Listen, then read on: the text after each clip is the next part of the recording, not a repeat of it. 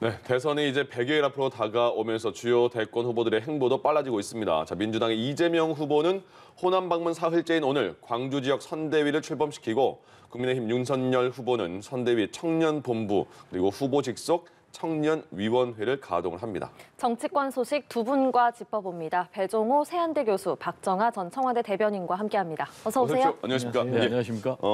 먼저 이재명 후보 메타버스 일정 확인 좀 해보겠습니다. 오늘 호남을 방문하고 오늘 조금 전에 보니까 양림교회 방문하고 기자들과의 대화도 나눴더라고요. 여기가 5.18 민주화운동 당시에 시민들을 피신했던 곳 그리고 구호활동했던 곳이라고 의미 있는 곳이라서 간 것 같아요. 이번에 호남 방문 비롯해서 매주 이제 지역 순회하지 않습니까? 어떻게 보십니까? 지금 이제 상당 부분 이재명 후보 같은 경우는 긴박하게 움직이고 있지 않습니까? 네. 먼저 선대위를 대대적으로 개편했고 당직까지 개편하면서 네. 민주당의 이재명이 아니라 이재명의 민주당. 그래서 이재명의 깃발로 승부하겠다라는 것을 분명히 하면서 행보를 지금 대민 접촉을 말씀하신 대로 메타버스, 매주 타는 버스를 통해서 PK 지역에 이어서 충청 그리고 이번에 이제 민주당의 심장인 호남을 방문했는데요. 예. PK 충청 지역은 이제 2박 3일인데 여기 이제 3박 4일로 그러게요. 하루 일정을 더 늘렸어요. 그 얘기는 이곳의 집토끼들, 전통적인 지지층을 확실히 잡아야만이 현재 30% 박스권에 머물고 있는 지지율 정체 현상을 극복할 수 있다라고 네. 판단한 것 같아요. 실제로 이제 호남의 표심이 굉장히 중요한 게 네. 호남의 표심이 움직이면 수도권의 표심이 움직입니다. 네. 그게 무슨 얘기냐면 수도권의 호남의 출향민들이 대략 한 20에서 25% 정도나 되거든요. 그래서 호남이 결집하면 수도권에 영향을 미치고 그렇게 되면은 중도에까지 영향을 미치기 때문에 네. 지금 이제 부인과 함께 3박 4일 광주 전남 전 지역구를 지금 바닥다지기를 하고 있지 않습니까? 네. 그러면 이제 심지어 시장 같은 경우는 100m 나가는데 한 1시간 정도 걸릴 정도라고 그래요. 네. 굉장히 이제 뜨거운 반응을 보이고 있는데 현재 전체적으로 지지율이 한 60% 안팎이거든요. 그래서 이 부분이 만약에 한 70% 정도만 오른다면은 예. 말씀드린 대로 수도권까지 영향을 미쳐서 지지율 지금 상승세 추세가 계속될 가능성이 있다. 이렇게 전망이 됩니다. 호남이 네. 또 확실히 중요한 지역이기 때문에 부인 김혜경 씨는 이틀 먼저 호남을 내려가서 활동을 했잖아요. 지금 국민의힘은 지금 선대위 구성 때문에 정신없는 상황인데 지금 이재명 후보는 매주마다 지역을 순회하고 있습니다. 어떻게 보이십니까? 그건 뭐 인전 100일 정도 남았고 윤석열 후보도 선대위가 구성이 되고 나면 지방 일정이 시작이 되는 거니까 뭐 양 후보 진영에서 이제 전략적 판단에 따라 진행이 될 거라고 봐요. 예. 그러니까 윤석열 후보도 뭐 곧 뭐 지방 일정이 이제 잡힐 걸로 보여지고요. 네. 우선 이재명 후보 같은 경우는 경선 후유증이라고 할까요? 하여튼 원팀 만드는 데 어려움이 좀 있었고 그러다 보니까 집토끼 우선 잡기 전략에 이제 집중하는 듯한 모습입니다. 그래서 호남에서도 3박 4일 동안 그다음에 부인께서 먼저 내려가서 이렇게 공을 많이 들이고 있는데요. 예. 과거 선거 보면 우리 배 교수님 말씀 주셨지만 사실은 호남에서의 성적표가 민주당 후보의 굉장히 바로미터가 돼요. 그러니까 보수 후보 쪽이 당선됐던 과거 이명박 박근혜 대통령 선거 때는 후보들이 한 8에서 9% 득표를 했고 그다음에 민주당 계열의 후보들인 김대중 노무현 대통령 때는 95% 이상적인 압도적인 표를 받았는데 네. 갤럽 조사만 보고 지금 하나 보면은 이재명 후보가 9월 중반에는 한 80% 육박하는 지지율을 보이다가 최근에는 민주당 지지율도 한 60% 초반대, 후보 지지도 한 50에서 55% 사이예요. 그러니까 예. 호남에서의 지지율을 빨리 끌어와야 되는 그런 그 지금 절박한 상황이어서 호남에서의 행보를 좀 오래 하고 있다라고 보여지고요. 예. 호남에서 이제 쭉 행보를 저희가 이제 보도를 이렇게 보면 어쨌든 뭐 뜨거운 열기가 있는 걸로 보여집니다. 그래서 호남에서 결집도가 어떻게 되는지 한번 지켜볼 대목이다. 다만 보면은 전 이재명 후보가 이제 본격적으로 대선 행보를 하다 보니까 호남이 없으면 민주당도 없다.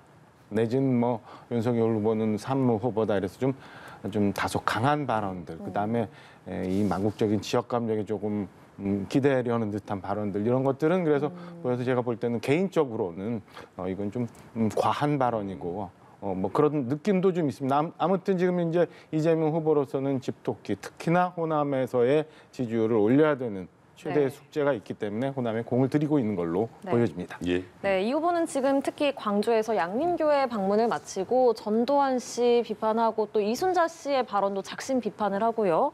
또 이광영 씨에 대한 언급도 있지 않았는데 이런 부분은 어떻게 보셨습니까? 지금 이제 광주, 호남에서는 이 5.18 문제가 가장 뜨거운 이슈 그리고 가장 관심이 많이 갖고 있는 지금 이슈거든요. 왜냐하면은 사실상 역사적으로 단죄를 받았고 사법적으로 단죄를 받았고 5.18 광주 학살의 원흉이다, 책임자다라고 모든 국민들이 인식하고 있는 전두환 씨가 사망을 했는데 5.18에 대해서 사죄를 끝까지 하지 않고 사망을 했단 말이에요. 그러니까 이제 굉장히 이 지역에 공분이 지금 끌어오르고 있는 거죠. 네. 사실상 이 5.18 문제는 현재 진행형이에요.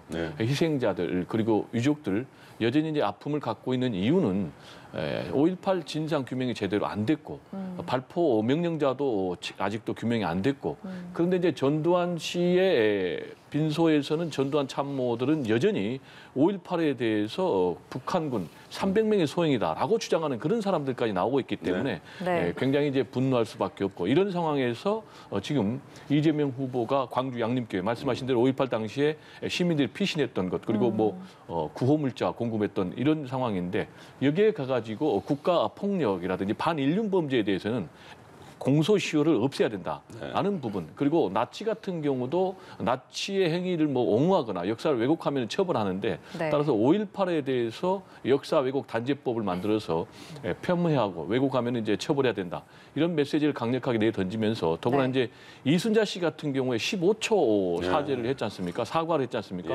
근데 이것과 관련해서도 5.18은 아니다라고 그 참모들 또 부연 설명까지 하고 있는 이런 상황. 그래서 이런 상황에서 이 5.18 문제와 관련해서 이재명 후보가 강력하게 규탄하면서 구체적인 법적인 대안까지 제시하는 이런 부분은 상당 부분 지역 민심에는 긍정적인 영향을 미칠 수 있다라고 생각이 됩니다. 네. 그럼 박 전 대변인께서는 이런 부분 어떻게 보셨습니까? 못내 아쉽지요. 그러니까 전두환 전 대통령이 만약에 생전에 무언가를 정리를 했다면 본인이 갖고 있었던 과거에 대해서 진정성 있게 국민들한테 뭔가 정리를 했다면 빈소도 저렇게 썰렁하지 않았고 남은 사람들, 뭐 같이 했던 참모들도 그렇고 유족도 그렇고 남은 조문을 뭐 어떻게 해야 되는지 모르는 여러 사람들도 굉장히 이렇게 불편한 상황을 안 만들었을 텐데 왜 그걸 끝내 정리 못하고 가셨을까라는 아쉬움이 굉장히 많이 남아요. 특히나 저희가 화면에서 좀 전에 봤지만 어제 연결식에서도 마저 그 건에 대해서 흔쾌히 사과하지 않은 그런 모습들 끝내 아쉬움으로 남죠. 언젠가는 해결이 돼야 되는데 저는 다음 차제라도 유족 그다음에 뭐 참모들이라도 누군가 좀 정리를 해야 이 아픔을 이렇게 우리 국민 모두가 딛고 설 수 있지 않을까라는 생각입니다. 다만 5.18이라는 거는 우리 대한민국 국민 모두가 다 갖고 있는 아픔인데 그리고 우리 모두가 다 치유해야 되는 아픔인데 이게 또 오히려 조금 과해서 정치적으로 이용이 되고 지역적으로 이용이 되는 그런 일은 없었으면 하는 바람이 있어요. 그런 면에서 지금 뭐 이재명 후보의 움직임, 그다음에 그 광주에서의 어떤 반응들이 혹여 그렇게 잘못 유출되지 않기를 바라고 어쨌든 5.18이라는 아픔은 우리 국민 모두가 다 안고 있는 아픔이다. 같이 치유해야 되는 거다. 이거를 잘못 이용하면 안 된다. 우리 모두가 안고 가야 될 숭고한 정신이다. 저는 그거를 모두가 다 모든 이해관계자가 잊지 말았으면 하는 바람이 있습니다. 요것도 하나 말씀해 줘 보세요. 이순자 씨가 사과를 했는데 사과인지 아닌지 사실 모르겠는데 그 이후에 그 관계자들이 해명한 게 재임 씨의 했던 상황에 대해서 사과한다 이렇게 해명을 강하게 했습니다. 그럼 재임 씨라는 게 1980년 5월 18일 이후에 1980년 9월부터 재임이니까 그때 이후에 했던 일에 대해서 사과지 5.18은 아니다 이렇게 해명을 했거든요. 민정기 전 홍보석이 이렇게 얘기를 한 것 같은데 분명히 잘못됐죠. 그러니까 아쉽다고 제가 말씀드린 게 이순자 여사도 그 건에 대해서 재임 씨라는 표현을 할 필요가 없었고 그다음에 기왕하는 거 국민들이 정말 진정성 있게 받아들일 수 있도록 하면 좋았을 텐데 왜 그렇게 했을까라는 생각이 들고요. 더더욱이나 민정기 홍보석이 이렇게 이거는 재임 씨로 국한한다라고 한 발언에 대해서는 저는 뭐 다시 한번 가슴을 후벼 패는 그런 아픔을 만들었다라고 생각이 듭니다. 그래서 앞서 말씀드린 것처럼 차제라도 저는 유족들이나 남은 유족들이나 아니면 같이 했었던 핵심 참모들이나 이 건에 대해서는 정리를 해주는 것이 옳은 길이다. 그것이 본인들이 남은 대한민국에 이제 있으면서 그다음에 우리 역사를 위해서라도 우리 국민을 위해서라도 마지막 해줄 수 있는 일이다. 라고 생각을 합니다. 예. 네, 알겠습니다. 제가 좀 첨언을 하고 네네. 싶은데요. 지금 이제 전두환 씨 같은 경우는 가장 불행한 죽음을 맞은 사람 중에 한 명이다라고 얘기를 할 수밖에 없습니다. 왜냐하면은 본인의 천인 정말 공로할 그런 만행을 저질렀어 가지고 살아 있을 때도 욕을 많이 먹었는데 끝까지 잘못을 인정하거나 또는 사죄하지 않고 죽었기 때문에 죽어서 더 욕을 먹을 수밖에 없는 이제 그런 인물이 됐어요. 그러면은 남은 선택지는 유일하게 할 수 있는 것은 유족들, 뭐 아내라든지 자식들이 아버지를 대신해서 국민들께 사죄하는 것인데 이순자 씨 같은 경우에 재임 중에 행위에 대해서 사실상 15초 사과 아닌 사과를 내놓음으로 인해서 오히려 국민들의 공분을 더 불러일으키는 그런 선택을 했단 말이에요. 그러면서 이제 당시에 민정기 비서관 같은 경우 뭐라고 이것에 대해서 해명을 했냐면은 만약에 5.18에 대해서 책임을 인정하게 된다면은 군의 명예를 훼손시키는 것이고 역사를 왜곡하는 것이다라고 정반대 입장을 내놨거든요. 예. 사실상 우리 군이 국민을 보호해야 되는데 국민을 살상을 했지 않습니까? 그러면 이 부분에 대해서 군이 정면으로 국민들께 사죄하는 것만이 정말 실추된 군인의 명예를 회복시키는 거 아니겠습니까? 그런데도 불구하고 또 역사를 오히려 왜곡하면서 또 왜곡하는 이런 부분과 관련해서 계속해서 이런 행보를 하면은 앞으로 국민들로부터 계속해서 손가락질, 그 지탄의 강도는 높아갈 수밖에 없다라는 얘기를 좀 강조를 하고 싶습니다. 예. 네, 저희가 주제를 좀 돌려볼까 하는데요. 오후에는 이재명표 지역 선대위 출범식을 여는데 첫 지역이 광주입니다. 그래서 좀 주목할 만한 게요. 공동선대위원장 10명 중에 9명을 2030 청년으로 구성을 한다는 계획이더라고요. 또 마침 국민의힘 윤석열 후보도 오늘 청년위원회와 청년본부 출범식을 엽니다. 뭔가 차이점을 또 찾을 수 있을 것 같거든요. 어떻게 보십니까? 뭐 굳이 차이점을 찾으면 일단은 그 국민의힘 윤석열 후보는 지금 본인이 후보임에도 불구하고 약자와의 동행위원회에 이어서 청년위원회를 직속으로 운영을 합니다. 그러니까 이 오늘 있을 행사의 모토는 청년은 국정 파트너이자 정책 기획자다라는 게 이제 모토거든요. 그래서 지금 표심의 방향을 잃고 그다음에 그동안 현 정부가 있었던 위선, 내로남불, 뭐 부동산으로 인한 상실감 이런 것들에 대해서 청년들이 과연 어떤 생각을 하는지 그게 대선 후보에게 대선에서 그리고 향후 국정에서 어떻게 정책으로 반영이 돼야 되는지를 전 직접 관장한다라는 의미가 있고요. 이 안에는 전 오후 2시에 전 발표가 있겠습니다마는 뭐 청년 창업자도 있고 청년 농부, 뭐 4.16 동포, 그다음에 뭐 북한으로부터는 탈북 청년들 등 다양하게 구성이 돼서 현재 있는 2030 세대들이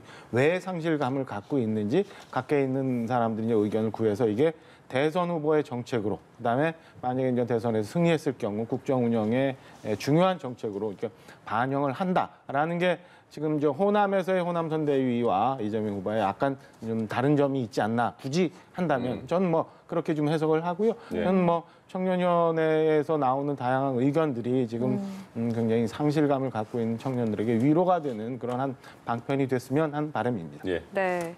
이번에 다른 그 선거보다 확실히 2030 그 청년층 마음을 사로잡기 위한 방안이 많이 나오는가 봐요. 그렇게 중요한 그 세대가 됐나 보죠. 2030이 사실상 이번 선거에 캐스팅 보터라고 저는 생각을 합니다. 네. 왜냐하면은요, 2030이 대략 전체의 투표 연령층이 한 30% 이상이 되거든요. 그래서 이 2030이 결집하면은 당락을 좌우할 수밖에 없어요. 거기다가 두 번째로는 과거에 전통적인 민주당 지지 기반이었는데 지난번 4.7 재보선에서는 민주당으로부터 등을 돌렸거든요. 예. 그리고 이제 세 번째로는 이 2030은 지금 당파성이라든지 진영성하고는 상관이 없어요. 상당히 실용주의적으로 그때그때 자기들의 어떤 삶을 어느 정당에 또는 어느 후보가 해결해 줄 수 있느냐를 가지고 판단하는 그런 경향성을 띠고 있단 말이에요. 특히 이제 가장 중요한 것은 부동층이 굉장히 많다는 거예요.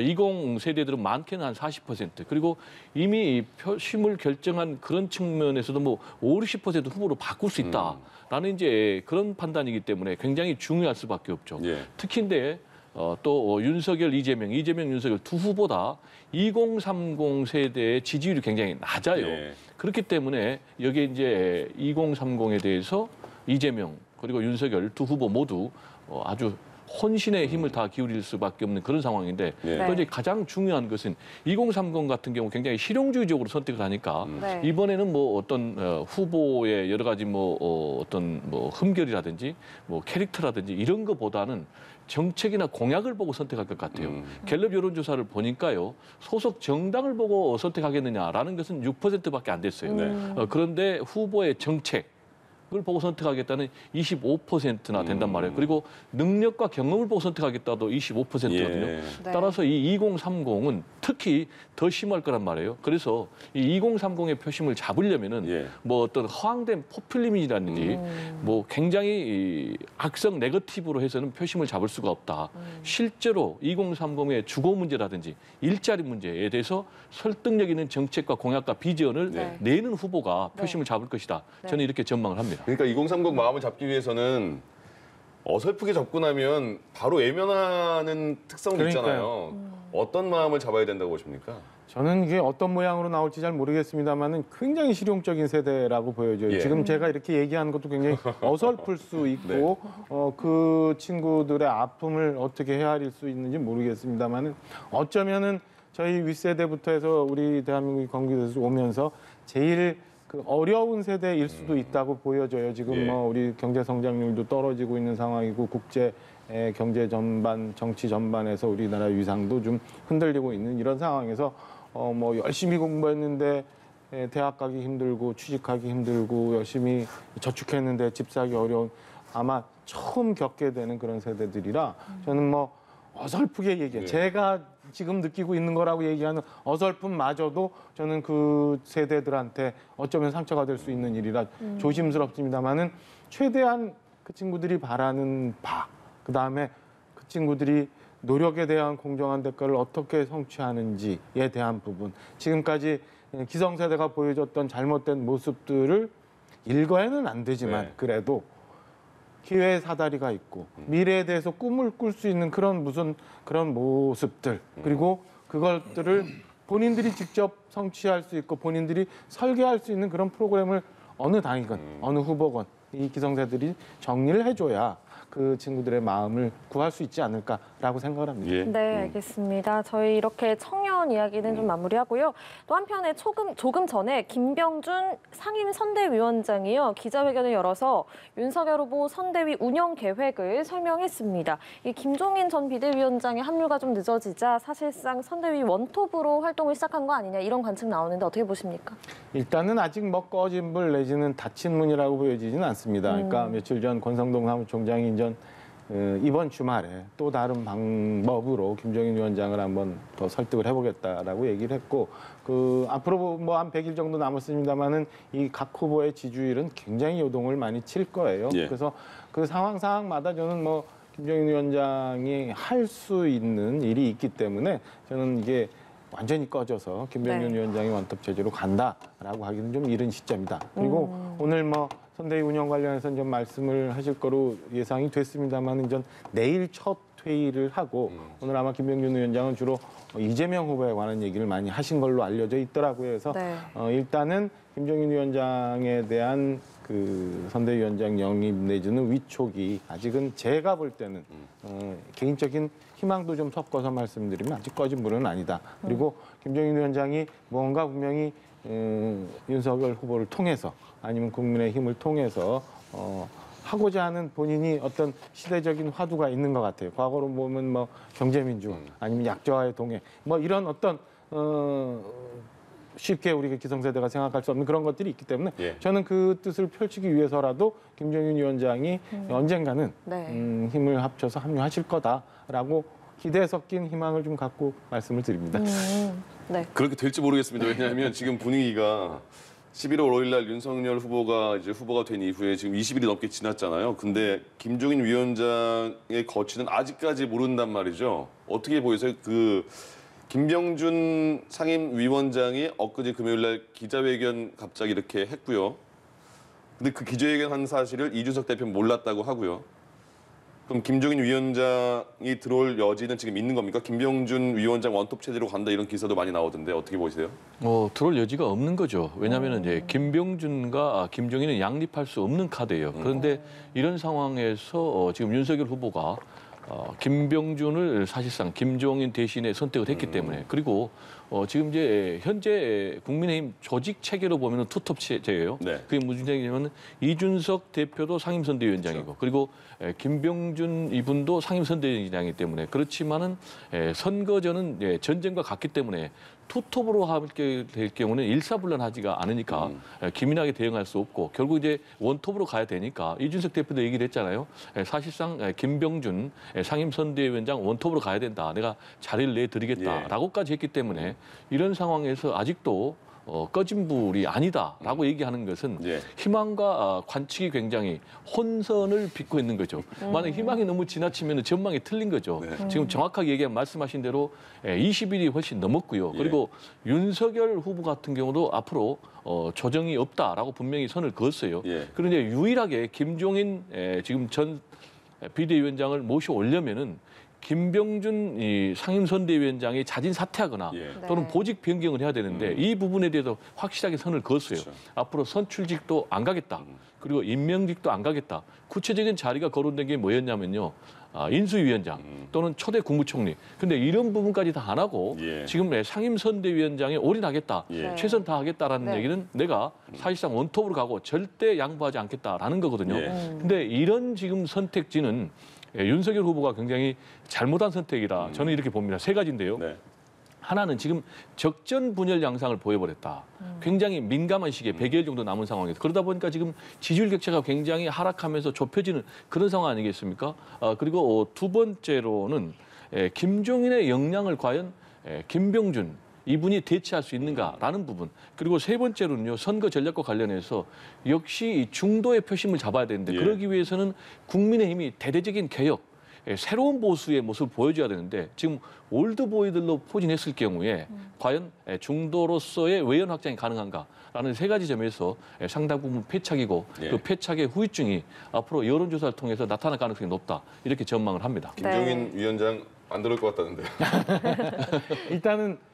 일단 좀 지켜봐야 될 부분인 것 같아요. 그리고 선거라는 게 아직도 100일 남아 있으니까. 네. 그리고 제가 볼 때는 뭐 양쪽이 다 맞는 옳은 말씀이라고 봐요. 그러니까 지금 김종인 위원장이 생각하고 있는 그다음에 본인이 뭔가 하고자 하는 그 시대 정신이라는 게 저는 분명히 있을 거라고 네. 보여지고요. 그다음에 너무 시간을 지체할 수 없다는 윤석열 후보의 입장도 당연한 것 같고 저는 뭐 개문발차에서 선대위가 간다고는 하지만 저는 그 가능성은 여전히 열려 있다고 보여지고요. 예. 이게 무엇보다도 제일 중요한 거는 김종인 위원장이 절체절명의 시기에서 당을 어느 정도 이제 구해낸 비상대책위원장 역할을 하셨잖아요. 그래서 본인이 몸담았던 지금 현재의 국민의힘이 마지막 그 마침표를 찍는데 저는 어떤 역할이든 할 뿐이라고 생각을 합니다. 지금 윤석열 후보 선대위의 공보실장 지금 맡고 계시잖아요. 이번에 맡으셨잖아요. 엊그제 이제 임명이 나서 아직 사실은 뭐 선대위 사무실에 동서남북 구분도 잘 못하고 다닙니다. 지금 하시는 말씀이 그러면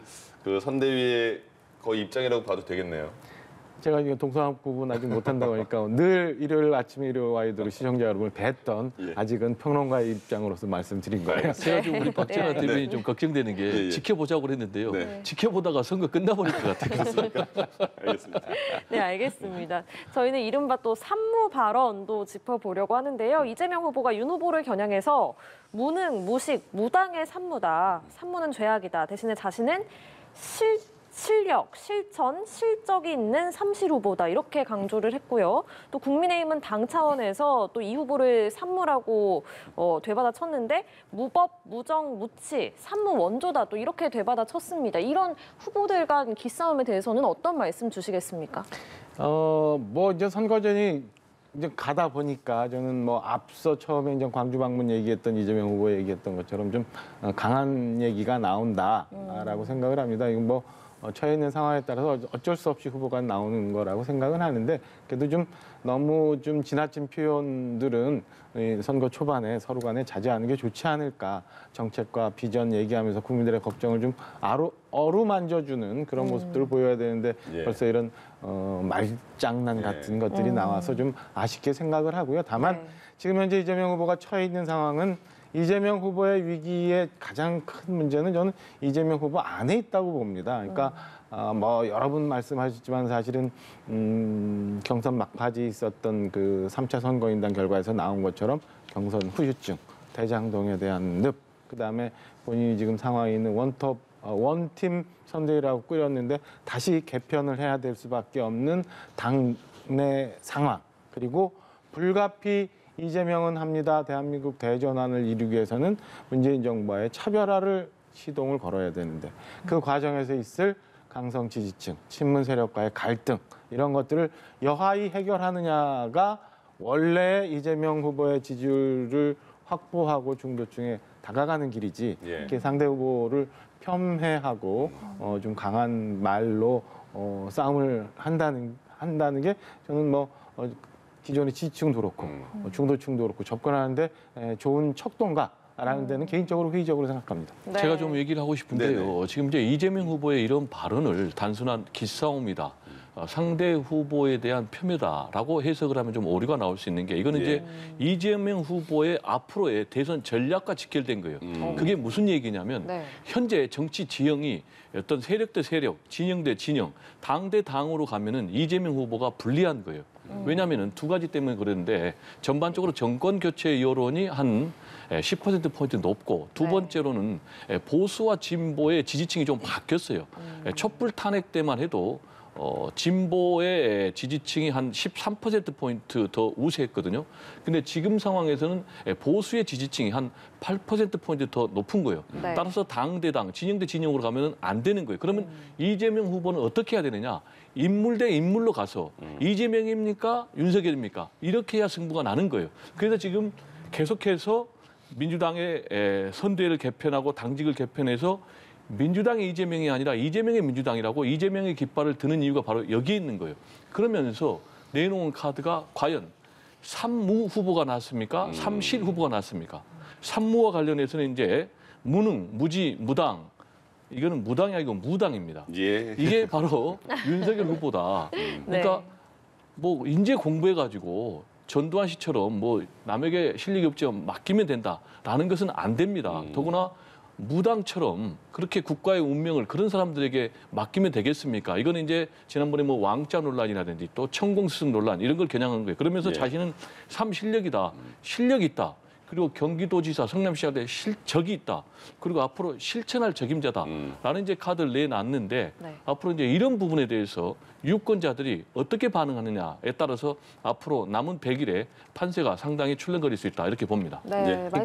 이거는 저도 잠깐만 좀 붙여야겠는데 그러면은 전 말씀하신 거에 대해서 이제 전략이라고 하니까 그 이전에 이재명 후보도 국민의힘 김은혜 선대위 대변인이 얘기했던 것처럼 본인이 갖고 있는 무법, 무정, 무법이라는 거는 뭐 전과 관련한 것들을 예. 얘기한 것 같아요. 그리고 무정이라는 거는 지금 대장동 의혹 관련해서 있었던 것 같고 무치 이건 뭐 모렴치 뭐 이런 건데 그동안 뭐 여러 논란들에 대한 이런 답을 먼저 하시는 게 옳지 않나라는 예. 생각이 듭니다. 네, 알겠습니다. 저희가 이 부분은 이쯤에서 정리하는 게 좋을 것 같고요. 배 교수께서 말씀하신 것처럼 내일이면 이제 대선이 100일 남았습니다. 과거에는 이쯤이면, 그러니까 100일 정도 남았으면 좀 윤곽이 보이는데 지금은 워낙 안개 속이다 이런 평가가 많거든요. 예, 지금 윤석열 후보가 컨벤션 효과가 좀 줄어들고 있고 이재명 후보는 다시 또 반등에 나섰다 이런 얘기 나오고 있는데 어떻게 보십니까? 지금 말씀하신 대로 전반적인 추세는요. 지금 이재명 후보는 조금씩 올라가고 윤석열 후보는 조금씩 내려가는 그런 상황이에요. 그럼 이제 왜 이런 추세가 나오고 있는 것과 관련해서는 말씀하신 대로 윤석열 후보 컨벤션 효과가 상당히 좀 사그러들고 있고 거기다가 이재명 후보 그리고 민주당 같은 경우는 대대적인 개편을 통해서 발빠른 변신의 모습을 보여주고 있는데 반면에 지금 국민의힘 같은 경우는 20일이 넘었지만 후보 선출 이후에 아직도 선대 구성을 못하고 있고 그 중심에 김종인 갈등이 있기 때문에 네. 이런 것들이 어우러져서 그런 이제 선거 여론조사의 추세가 좀 바뀌고 있는 것 아닌가라고 생각이 되고요. 네. 과거에 보면은요, 선거 100일 전에 여론조사를 실시했을 때 이긴 사람이 대부분 승리하는 네네. 그런 상황이었거든요. 네. 노무현 후보만 빼고 나머지는 대부분 맞았어요. 네. 근데 지금 상황에서는 과거의 선거와는 좀 다르다라고 보고 있는 거예요. 왜냐하면 두 사람 다 비호감도가 워낙 높고 그리고 또 사법 리스크가 있고 그리고 부동표가 많기 때문에 마지막까지 가봐야 된다라는 이제 그런 전망들이 많은데 지금의 이런 양상이 좀 계속된다면은 이재명 후보는 뭐 이번 주에 빠르면은 일부 여론조사에서는 역전하는 그런 여론조사가 좀 나올 가능성도 있어서 뭔가 윤석열 후보 측에서도 좀 태세 전환이 좀 필요한 그런 상황이 아닌가 생각이 됩니다. 네. 후보가 선출되고 나서 윤석열 후보 선출되고 나서는 지지율이 확 올리긴 올랐습니다. 10% 그렇죠. 넘게 오르는 게 많았고. 근데 최근에 보면 여러 가지 뭐 여론조사 기관마다 조금씩 다르겠지만 일단 이재명 후보와 윤석열 후보 격차가 줄어든 거는 맞잖아요. 그건 전반적인 모든 조사가 다 그렇게 나오니까 예. 추세가 그렇게 되고 있는 것 같고 말씀 주신 것처럼 사실은 내부적으로 긴장해야 될 필요는 저는 있다고 분명히 봅니다. 그러니까 지금 후보 선출 이후 11월 5일 후보 선출 이후 굉장히 이제 상당히 오차 범위 내에서 격차를 이루다가 지금 줄어들었는데 어쨌든 조정기는 올 거라고 판단을 하고 있었고요. 대신에 이 안에서 이게 조정기가 오히려 이재명 후보가 굉장히 그 박차 올랐다기보다는 내부적으로 좀 미진한 부분이 있었기 때문에 우리 국민의힘 임승호 대변인인가요 얘기했던 것처럼 난진이 꺼져가고 있는 느낌이다 네. 라고 얘기했던 것처럼 안에서 좀 더 긴장하고 좀 더 자성해서 이 국면을 넘어가고 빨리 이 선대위가 출범을 해가지고 본격적인 대선 준비에 나가야 될 필요성은 분명히 있다고 말씀을 드릴 수밖에 없는 상황입니다. 네, 알겠습니다. 정치권 소식 두 분과 함께했습니다. 배종호 세한대 교수, 박정아 전 청와대 대변인과 함께했습니다. 고맙습니다. 고맙습니다. 네, 감사합니다.